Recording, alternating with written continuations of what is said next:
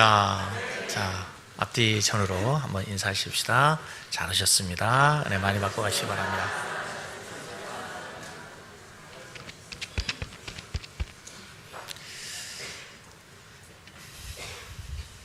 오늘도 여러분 예배를 통해서 주님의 음성 듣고 가는 시간 되기 바랍니다. 우리 신앙을, 기독교를 십자가의 종교라 이렇게 얘기하죠. 우리의 신앙에서 십자가를 빼놓고 아무것도 상할 수도 없고 아무것도 시작할 수도 없습니다. 우리의 신앙은 십자가로 시작해서 십자가를 붙들고 마지막까지 십자가로 승리하게 되는 줄로 믿습니다. 하나님께서 인간을 구원하시기 위해서 하나님 자신이 인간의 몸을 입고 이 땅에 오셨어요. 그분이 바로 예수 그리스도이십니다. 예수님께서 이 땅에 오셔서 하신 일을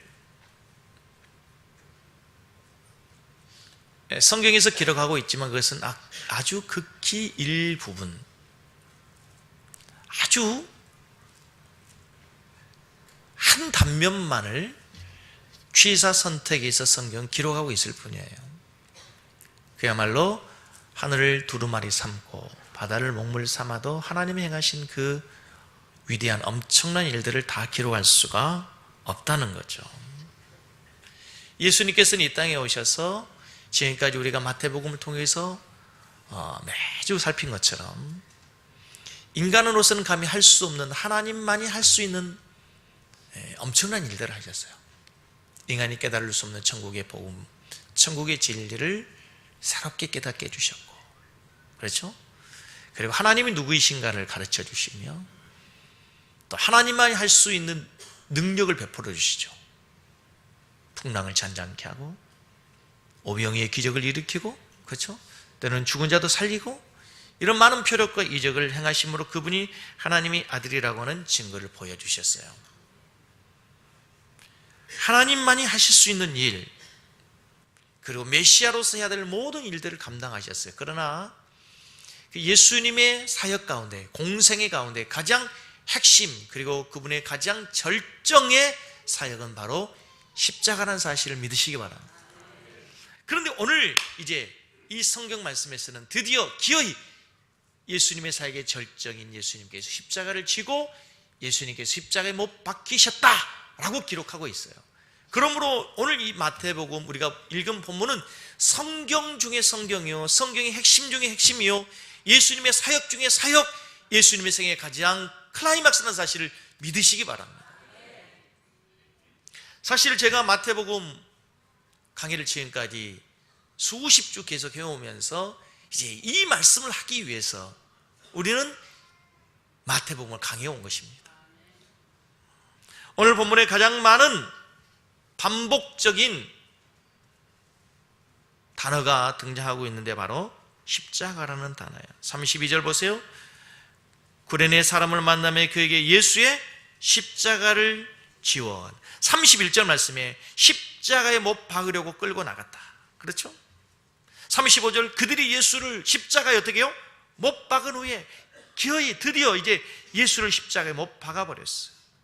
38절 예수와 함께 강도들이 십자가에 못 박히니, 40절 말씀에 자기를 구원하고 십자가에서 내려오라. 42절 말씀에 지금 십자가에서 내려올지어다. 그다음에 우리가 믿겠다. 마지막 44절 함께 십자가에 못 박힌 강도들도 이와 같이 욕하더라. 계속해서 반복적으로 사용하고 있는 단어가 바로 십자가, 십자가, 십자가라는 거예요.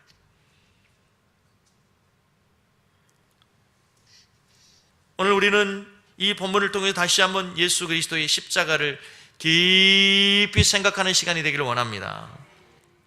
과연 나에게 이 십자가는 무슨 의미가 있는지, 그리고 예수님 왜 그렇게 복잡하게 십자가에서 죽으셔야만 하는지, 이 의미를 우리가 깨닫고 이해하지 못하면 절대로 우리는 진정한 그리스도인이 될 수 없다고 하는 사실이에요. 사랑하는 성도들, 오늘 이 본문을 읽으실 때 우리 마음에 아무런 감동도 없고 아무런 아픔도 없고 고통도 아무런 느낌도 없다면 우리는 둘 중에 하나입니다. 나는 아직 그리스도인이 아니든지, 아니면 구원의 기쁨과 감격을 다 잃어버리고 살아가는 맹탕 그리스도인이든지. 먼저 여러분 한 가지 묻겠습니다. 여러분 예수가 믿어지십니까? 아니, 여러분 예수를 믿으십니까? 정말로 믿으세요? 죽어도? 아유, 대단하신데요? 여러분들은 예수를 믿어진다고, 예수가 믿어진다고 그렇게 자신 있게 고백하지만 저는 참 예수가 믿어지지 않더라고요. 아마 어쩌면 여기에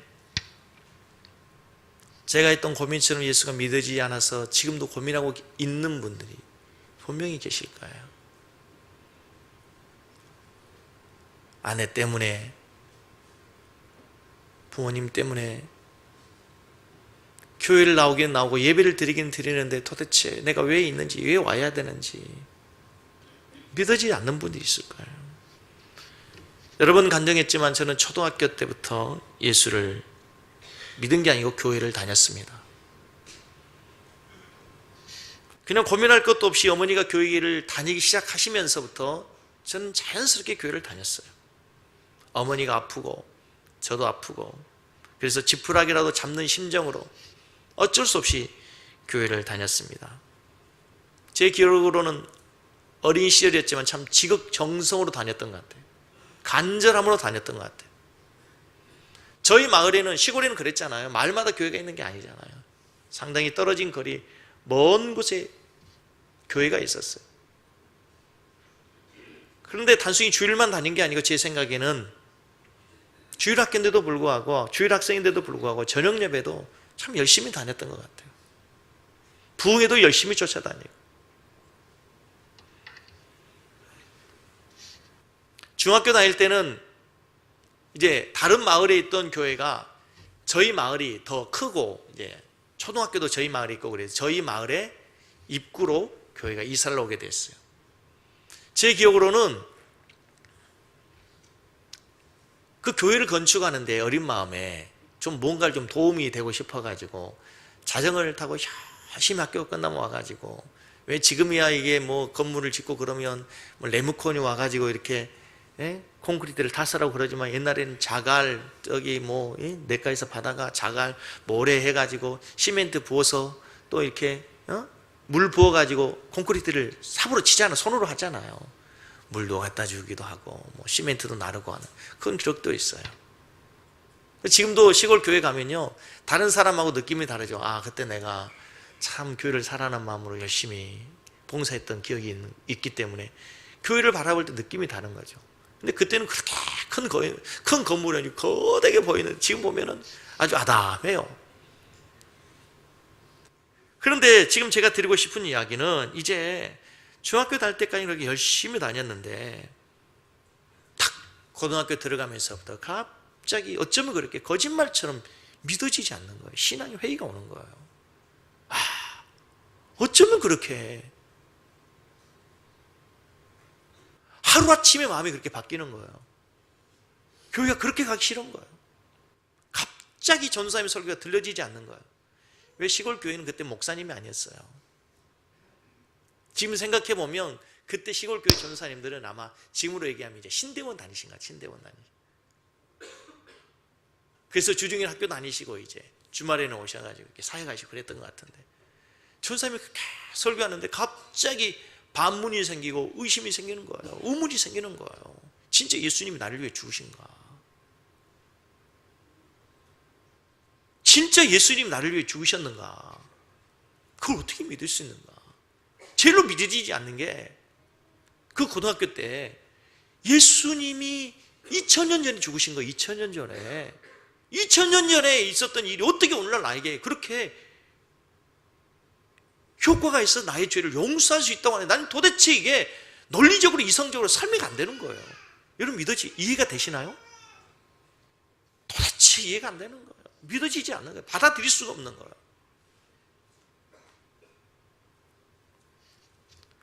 정말 그리고 예수님 하나님의 아들이라는 얘기인가? 어떻게 예수님 하나님의 아들이라고 우리가 그렇게 믿을 수 있냐고요. 전사님께 여쭸더니 성경에 이렇게 써 있다는 거예요. 성경에. 제 기억에 지금도 생생하게 했던 제가 반문이 그 예수님의 제자들이 기록한 거잖아요. 예수님의 제자들이. 얼마든지 예수님의 제자들이 예수님을 숭배하도록 만들기 위해서 기록할 수 있는 거 아니에요. 기적을 베풀었다고 쓸 수도 있는 거 아닙니까? 무리를 걸었다고 얼마든지 쓸 수 있는 거 아니에요. 죽은 자 살렸다고 쓸 수 있는 거잖아요. 다시 말하면 성경이 믿어지지 않는 거예요. 성경이 믿어지지 않고 의심이 생겨지니까 신앙이 흔들리기 시작하고 모든 삶의 회의가 생기기 시작하는, 그래서 교회를 떠난 거죠. 예수를 떠난 거예요. 철저하게. 근데 여러분, 예수를 떠나면서 제가 원하던 거 하나가 있었는데 자유롭고 싶다 했어요. 그래도 어줍지 않은 신앙이지만 교회 다니면서, 교회 다녔기 때문에 교회 다닌다고 불편한 게 너무 많아. 하지 못한 게 너무 많았어요. 어린 시절에. 네? 신앙인이라고 하는 것 때문에, 교회 다닌 것 때문에 눈치 보는 일이 너무 많았거든요. 한참 고등학교 때 왜 그런 것들 있잖아요. 세상의 것들.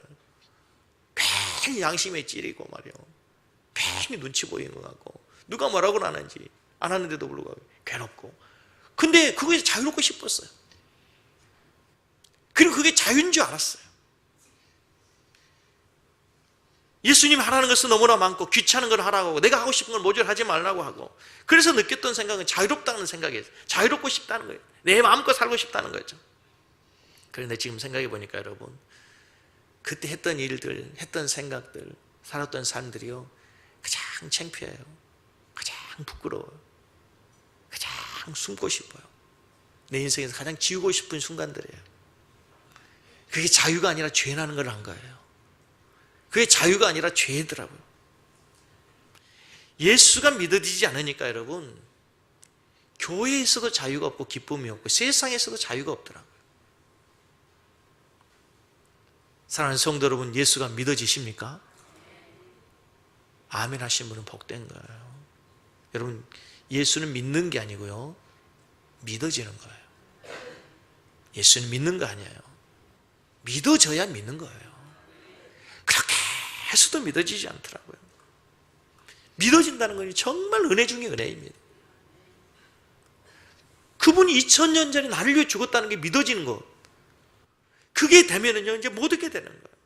내가 아무리 믿으려고 몸부림치고 발버둥 쳐도 믿어지지 않더니 어느 날 예수님이 기적같이 제 마음에 온 거예요.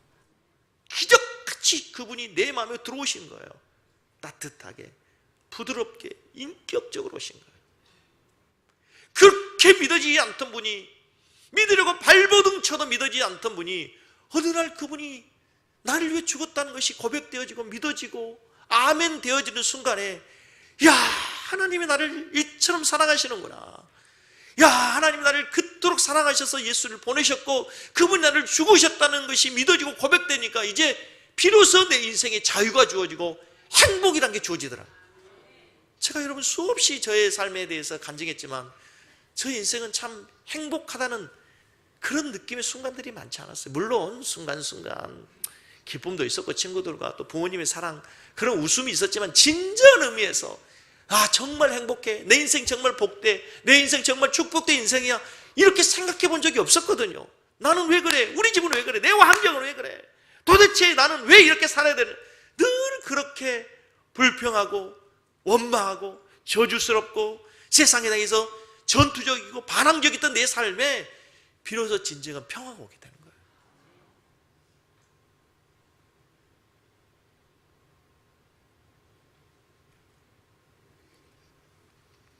그날 예수님이 제 인생에 오니까요, 세상이 달라지더라고요. 세상은 변한 것 없는데 내 마음이 달라지고 예수가 달라지니까 인생이 그렇게 달라질 수가 없어요. 세상의 모든 것이 다 평화롭고 행복해 보이고 축복으로 여겨져요. 신기하게 제 삶에 기쁨이 찾아오고 행복이 찾아오더라고요.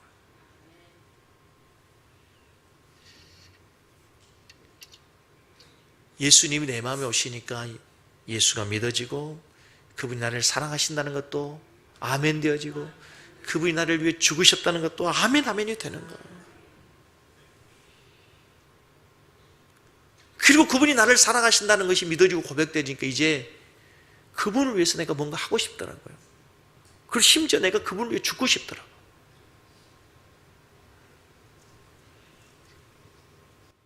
예수가 없을 때는 괴로워서 힘들어서 저주스러워 죽고 싶었는데, 예수님이 내 안에 오니까 정말 예수님 때문에 행복해서 감사해서 감격해서 그분을 위해 죽고 싶은 생각이 들더라고요. 사랑하는 성도 여러분, 이 은혜를 회복하고 누리며 사는 성도가 되기를 축복합니다. 이 은혜를 누셔야 됩니다. 이것을 잃어버리고 산다면 우리는 가장 큰 것을 잃어버렸고, 이것을 누리지 못한다면 우리는 가장 불쌍한 사람이 되는 겁니다. 이 은혜를 놓치면요, 우리는 세상 이것저것을 기웃하게 되고요, 세상 이것저것들에게 우리의 마음을 빼앗기게 되고 가장 비겁하고 불쌍한 신앙이 되는 거예요.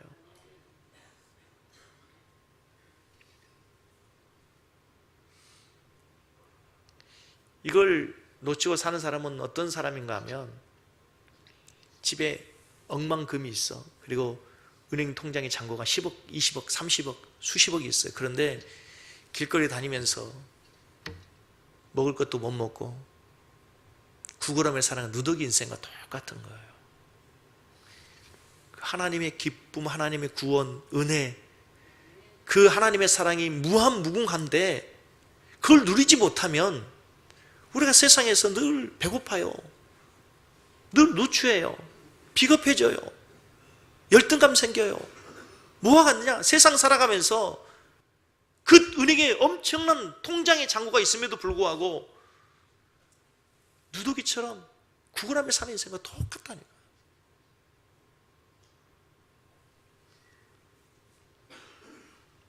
사는 성도는, 오늘 본문은 우리 주님께서 지난주에 그처럼 조롱을 당하셨어요. 그렇죠? 희롱당하셨잖아요.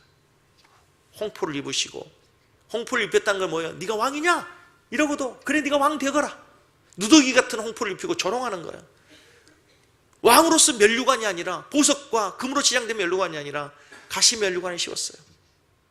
그리고 왕의 홀 지팡이를 들었는데 갈대를 들었어. 그런 걸 들고도 네가 진짜 왕이냐는 거죠. 겉으로는 완벽한 왕처럼 보이지만 조롱하는 거예요. 그 갈대를 빼앗아가지고 예수를 치면서 내가 유대인의 왕이냐? 그러고 난 다음에 이제 예수님을 십자가에 못 박아버려요. 예수님을 십자가에 못 박기 위해서 골고다 언덕을 갑니다. 이미 예수님께서는 채찍에 맞으셨고 많은 피를 흘리셨기 때문에 기진맥진하여서 더 이상 걸을 수 없는 만신창이가 된 이후에 35절에 드디어 예수를 십자가에 못 박아버렸다, 이렇게 되어 있어요. 35절 말씀, 그들이 예수를 십자가에 못 박은 후에 그 옷을 제비 뽑아 나누고 거기 앉아 지켜다라. 예수를 십자가에 못 박아버렸다는 거예요. 여러분, 여기서 우리는 심각한 질문을 해야 돼요. 심각한 질문. 인생의 가장 위대하면서 가장 중요한 질문을 해야 돼요. 왜? 무엇 때문에? 누구를 위해서? 그분은 지금 십자가에 못 박혔느냐는 거예요. 왜? 무엇 때문에? 누구를 위해서? 무엇을 위해서? 주님이 오늘 십자가에 그토록 많은 고난을 겪으시고 고초를 겪으시고 희롱을 당하신 후에 마침내 십자가에 못 박히셔야 했는가? 여기에 대한 해답이 없으면 우리는 아직 진정한 의미에서 인생의 출발이 안 된 거예요. 영적으로 거듭난 것이 아니에요. 이것이 앉아있을지라도 진정한 신앙인이 아니란 말이에요.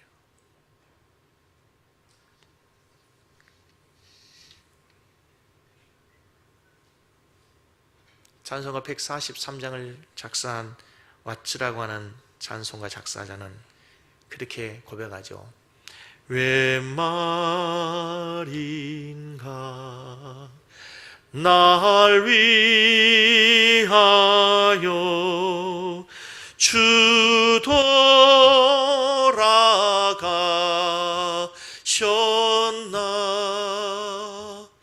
이 벌레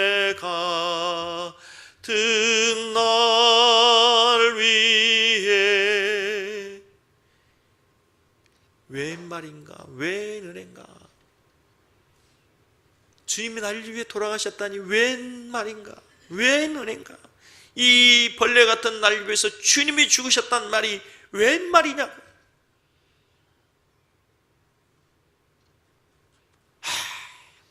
그 찬송가 가사처럼 어느 날 예수님이 나를 위해서 죽으셨다는 것이 이해되고 느껴지고 고백되는 순간 우리는 그분을 향해서 고백할 수밖에 없는 거예요. 웬 은혜입니까 주님? 웬 말입니까 주님?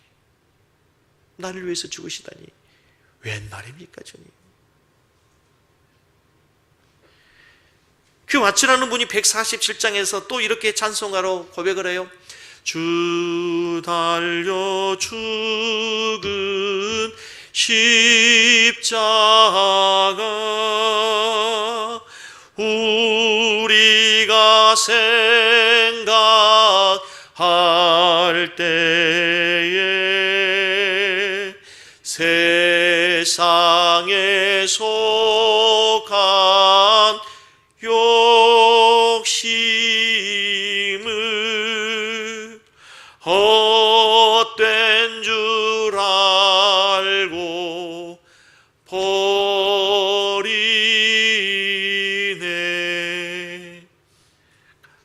주님이 나를 위해서 십자가에 죽으셨다는 사실을 깨닫고 고백되는 순간요, 이제 세상의 모든 욕심을 다 버리게 된다는 거예요. 그 은혜로 족하다는 거죠.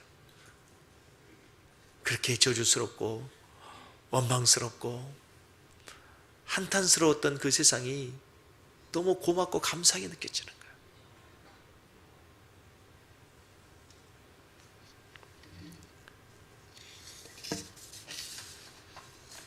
그래서 이제 나를 위해서 죽으신 십자가를 바라보고 주님을 생각하면 세상에서 더 욕심을 갖는다는 것이 얼마나 헛된 것인지, 얼마나 허망한 것인지.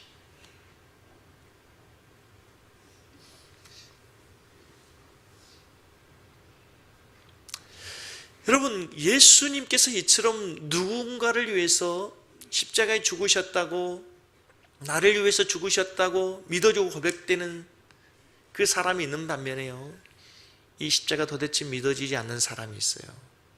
다시 말해 십자가에 대해서 극단적인 두 가지 반응이 나타나요. 십자가에서 극단적으로 인생의 길이 갈라지는 거예요. 그게 고린도전서 1장 18절이에요. 십자가의 도가 멸망하는 자들에게는 미련한 것이, 구원을 받는 우리에게는 하나님의, 십자가가 어떤 사람에게는 뭐로 보여요? 미련한 것으로 보여요. 이 말을 한 사람이 지금 누구죠? 바울이에요. 바울. 이 이야기는 바울 자신의 경험에서 나온 이야기예요. 바울이 그리스도를 알기 전, 십자가의 비밀을 알기 전, 십자가처럼 어리석은 사람, 십자가를 전하는 사람처럼 하나님을 모욕하는 사람이 없다고 생각한 거죠. 그래서 예수 믿는 사람을 핍박하고 예수 믿는 사람을 잡아 죽이기 위해서 바울은 다메섹까지 원정길을 간 거예요. 그러다가 그가 다메섹 도상에서 바울아 바울아, 사울아 사울아, 네가 어찌하여 나를 핍박하느냐? 누구십니까? 난 네가 핍박하는 예수다.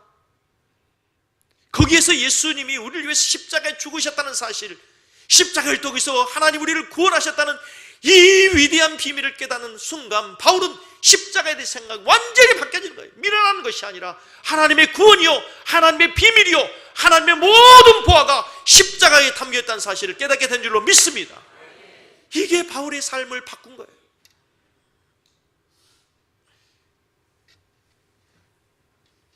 그리스도를 알기 전까지, 십자가를 알기 전까지 예수쟁이들은 하나님을 모욕하고 세상을 어지럽히는 흉악무도한 무리라고, 폭도들이라고 생각했던 바울이었어요.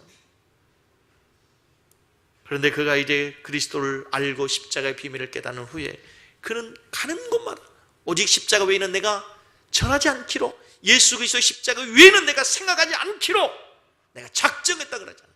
그래서 그 십자가를 전하기 위해서 때로는 배고프고 굶주리고 태장에 맞고 심지어는 감옥에 가고 마침내 그 십자가를 전하다가 순교의 제물이 된 줄로 믿습니다.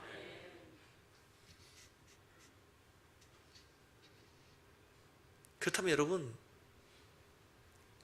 예수님께서 오늘 왜 이렇게 십자가에서 죽으셔야만 하는지, 오늘 사실 이 본문은 우리가 너무 잘 아는 말씀이고 사실 설교하면 몇 날 며칠을 해야 되지만, 오늘 십자가에서 결국 주님께서 우리에게 주시기 원하는 핵심이 뭔지는 이 본문을 통해서 한번 알아야 돼요. 참 기가 막힌 이 메시지가 이 본문에 등장해 있어요. 기록되어 있어요. 오늘 성경 말씀 보시면 33절을 보시면 골고다, 즉 해골이라는 곳에 이르러서 35절에 그들이 예수를 십자가에 못 박았다 그랬어요.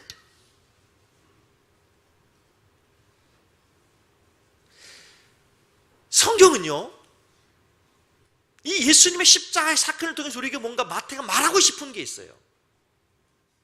예수님이 세워진 그 장소, 언덕이 뭐라는 거예요? 골고다라는. 그리고 나서 번역을 해놔서 뭐라고? 해골이라.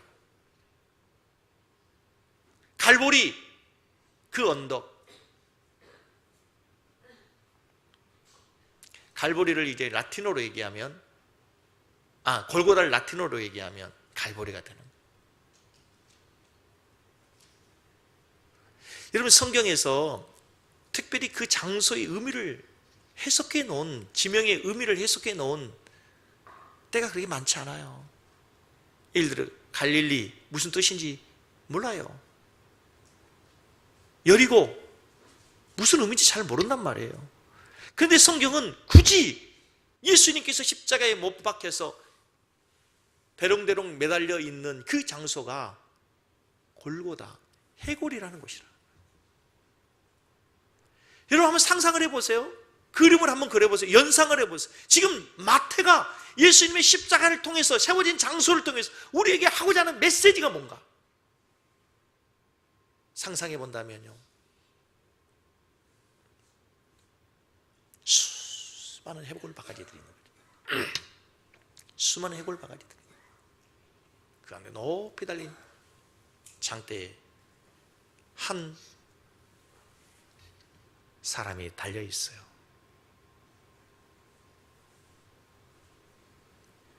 그의 허리에서, 그의 옆구리에서 찔린 창자로서 피가 흘러내리겠죠.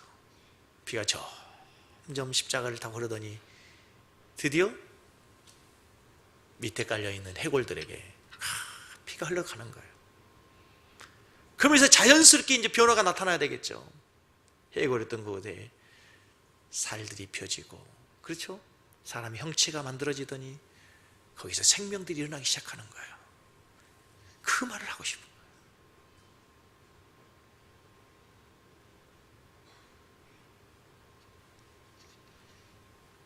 왜 저들이 데리고 가서 못 박은 곳이 하필이면 해골이라는 의미를 가진 골고다 언덕이었습니까?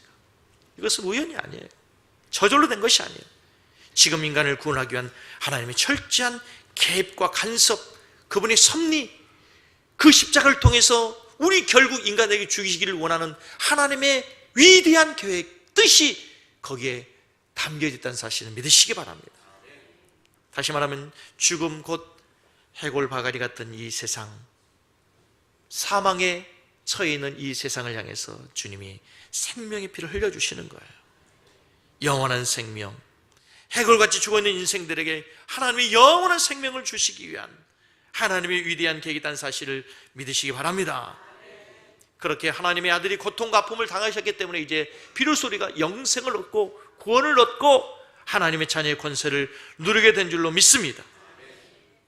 다시요, 주님께서 죽으셔야 할 만큼 우리의 죄는 그만큼 치명적인 거예요. 우리가 지었던 죄는 하나님의 아들이신 그분이 죽으셔야만 용서될 수 있을 만큼 절대적이고 치명적인 엄청난 죄의 결과를 가져온 거예요. 그래서 그분이 죽으신 거예요.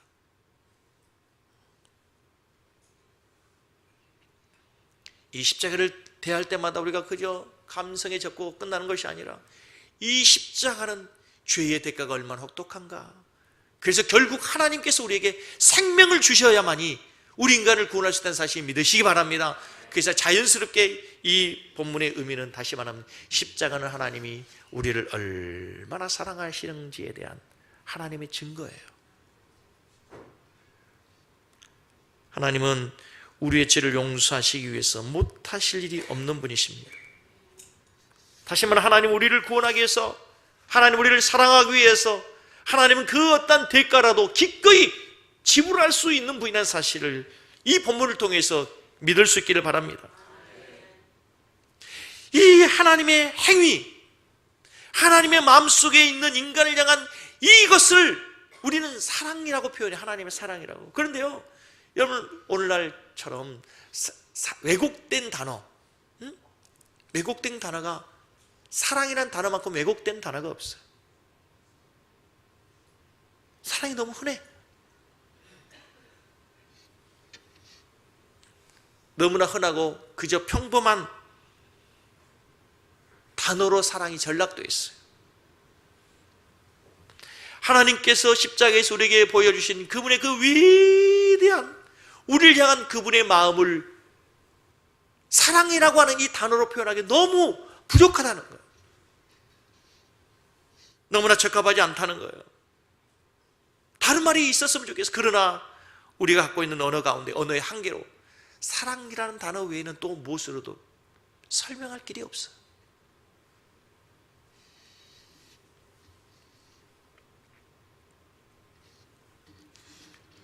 하나님께서 우리를 사랑하시기 때문에 그분께서는 아낌없이 자기 아들을 우리에게 주셨다는 거죠. 여러분, 사랑한 만큼 값을 지불할 수 있습니다.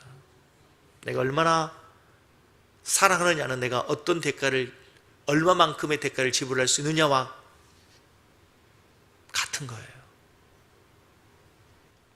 사람은 사랑한 만큼 값을 지불합니다. 그렇죠. 가치를 부여한 만큼.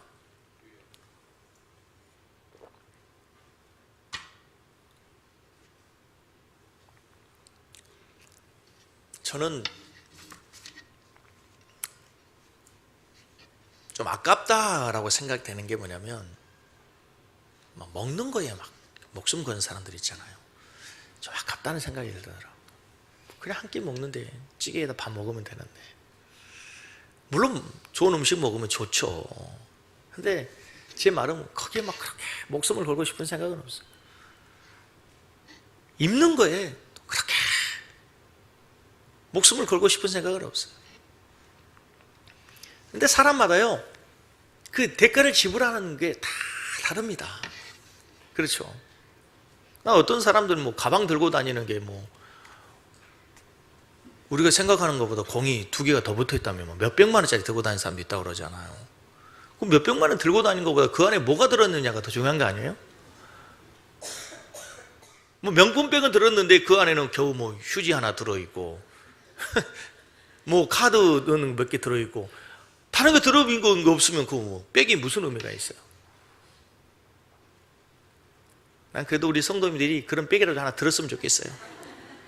제발 하나씩은 들었으면 좋겠어요.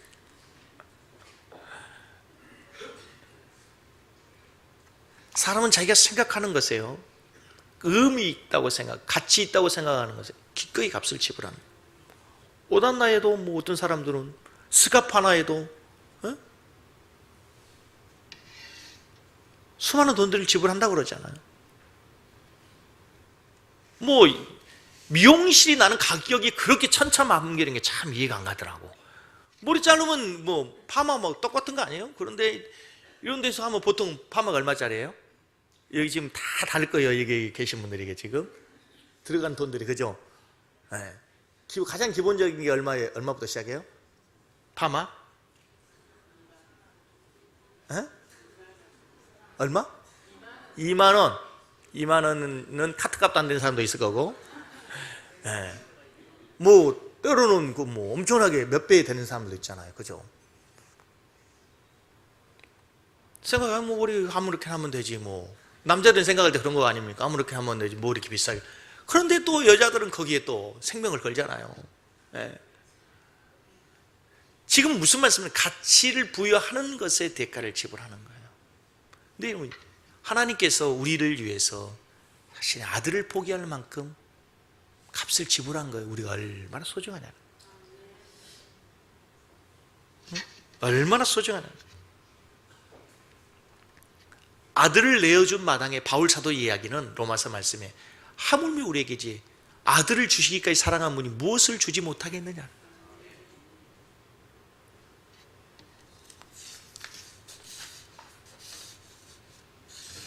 할 얘기가 너무 많은데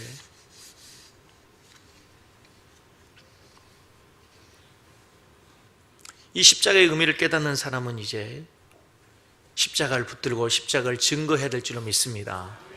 십자가의 진리를 붙들어야 돼. 오늘 이 시대는요, 사단이 이 십자가의 의미를 희석시키고 공격하는 무리들이 얼마나 많은지 몰라요. 자유주의 신학이라고 하는, 인본주의 신학이라고 하는 탈을 쓰고 교회를 공격하고 복음을 공격하는 사람이 얼마나 많은지 몰라요. 네?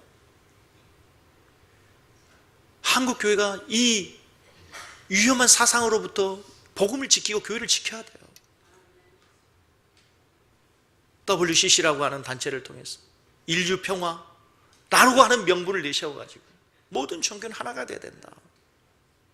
모든 종교는 서로를 존중해야 된다. 그렇다면 예수님께서 굳이 십자가에 죽으셔야 될 이유가 뭐가 있어요?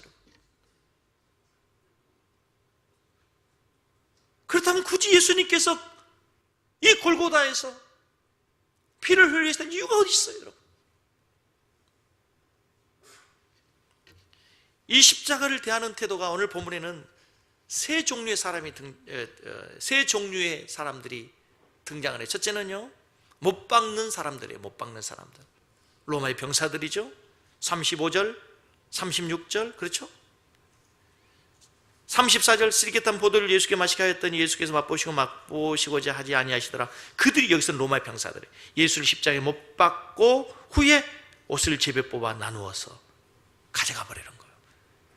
여러분 상상해 보십시오. 지금 한 사람의 생명이 그처럼 처절하게 버림받고 고통당하는 순간에 탐욕에 눈이 멀어서 다 떨어진 속옷 하나까지도 나누어 가버리는 이 로마의 병사들 말이죠.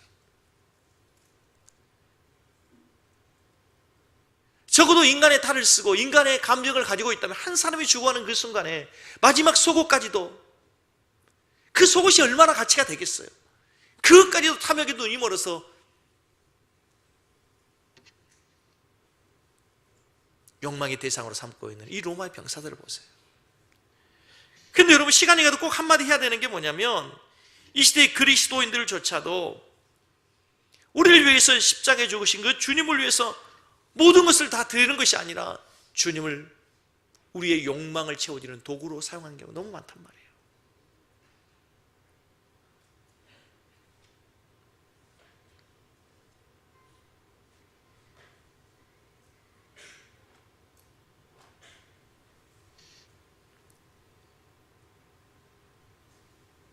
두 번째요, 39절 말씀에 보면 그냥 십자가를 지나쳐버리는 사람들이 있어요. 39절 보세요. 지나가던 자들은 머리를 흔들며 예수를 모욕하여 이르되 성전 흙고 사흘에 짓는 자여 하면서 41절에 희롱한 거예요. 예수를. 세상에 지금도 예수님의 십자가를 바라보면서 예수 믿는 사람들, 그리스도를 희롱하는 사람들 얼마나 많습니까? 인터넷상에 보면 또 그렇죠. 개독교라고 하면서 얼마나 희롱하며 조롱하는 사람이 많은지 몰라요. 그런데 오늘 제가 하고 싶은 얘기는 32절 말씀에 보면은 구레네 시몬이라는 사람이 등장해요. 이 사람은 유대인이 아니라고 얘기해요. 구레네 사람이라고 얘기하면은요, 우리가 알고 있는 것처럼 아프리카 구수인일 것이라 했어요. 흑인이었을 것이다. 그런 오늘 본문 말씀에 32절에 보면 억지로 어쩔 수 없이 예수님의 십자가를 지고 가요. 구레네 사람을 만나면 그에게 예수의 십자가를 어떻게 지웠어요? 억지로 지웠어요. 그가 어떤 이유로, 무엇 때문에 예루살렘에 온지는 알 수 없어. 그런데 예수님 십자가는 지고 가는 모습을 보면서 구경하고 있었는데 로마의 병사가 예수님이 너무 기진맥진해서 해서 더 이상 예수님의 십자가를 지고 갈 수 없으니까 대신 지웠다면 억지로. 그의 마음속에 여러 가지 생각이 있었을 거야. 아니, 내가 이거 지금 무슨 꼴이라, 어쩌다가 하필이면 내가 재수없게. 그런데 십자가를 지고 갔던 이 구레네 시몬이 마지막 어떻게 변화되었는가는 로마서 여러분 잘 아는 16장 13절에 이렇게 나와 있어요. 주 안에서 택하심을 입은 루포와 그의 어머니에게 문안하라. 그 어머니는 곧 내 어머니라. 다른 시간이 없어 다 제외하고요. 여기서 사도 바울이 무난해라. 그는 나의 믿음의 동역자들이요 그들은 나의 복음의 동역자들이었다라고 고백하는 사람의 루포와 그의 어머니에게 무난해라. 루포가 누구냐? 구레네 시몬의 아들이에요. 그의 어머니가 누구냐? 구레네 시몬의 아내예요. 여러분, 그날 구레네 시몬은 억지로 하는 수 없이 예수의 십자가를 지고 와서, 그런데 위대한 변화가 나타난 거예요. 구경 같던 그 예수가 십자가에 죽으시면서 일어난 일들을 목격한 거죠. 그러고 난 다음에 그가 하나님의 아들이었다는 것을 고백하게 된 거예요. 그가 예수 그리스도가 인간과 다른 하나님의 아들이었다는 사실을 깨닫게 되는 순간, 그는 아마 일생의 위대한 변화, 예수의 십자가 앞에서 예수가 주라고 고백하고 그리스도인이 되었을 거예요. 그러고 난 다음에 그가 바울의 동역자가 된 거예요. 할렐루야, 할렐루야. 저는 오늘 이 말씀하고 싶은 거예요. 십자가의 능력이 그렇게 엄청나고 위대한 거예요. 억지로 십자가를 졌던 구레네 시몬도 예수를 그리스도로 고백하고 하나님의 자녀가 된 줄로 믿습니다. 이 자리에 혹시라도 구레네 시몬처럼 본의 아니게 억지로라도 온 성도가 있다면 언젠가는 그 예수 행하신 위대한 기적 앞에서, 능력 앞에서, 십자가 앞에서 예수 그리스도를 구주로 고백하며 살아가는 복된 신앙이 되기를 주의 이름으로 간절히 축복합니다. 우리 찬송 한번 하십시다. 찬송가